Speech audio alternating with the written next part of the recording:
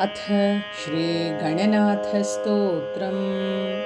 नमस्ते गणनाथाय ब्रह्मणे ब्रह्मरूपिणे अनाथानां प्रणाथाय विघ्नेशाय नमो नमः।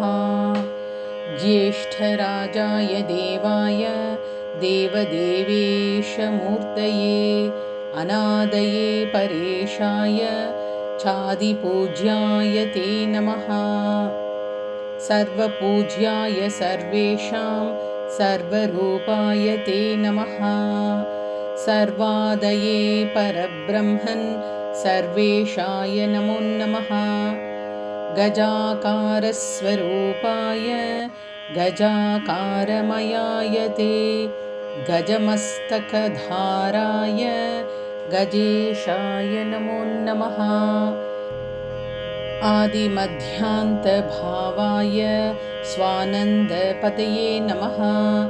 आदिमध्यान्तहीनाय त्वादिमध्यान्तगायते सिद्धिबुद्धिप्रदात्रे च सिद्धिबुद्धिविहारिणे सिद्धिबुद्धिमयायैव ब्रह्मेशाय नमो नमः। शिवाय शक्तये चैव विष्णवे भानुरूपिणे मायिनां माययानाथ मोहदाय नमो नमः।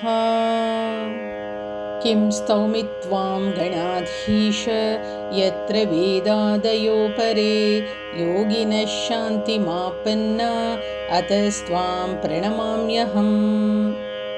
रक्ष मां गर्भदुःखात्वं त्वामेव शरणागतं जन्ममृत्युविहीनं वै कुरुष्वते पदप्रियम् इति श्रीमन्मुद्गले महापुराणे नवमखण्डे श्रीगणनाथस्तोत्रं सम्पूर्णम्।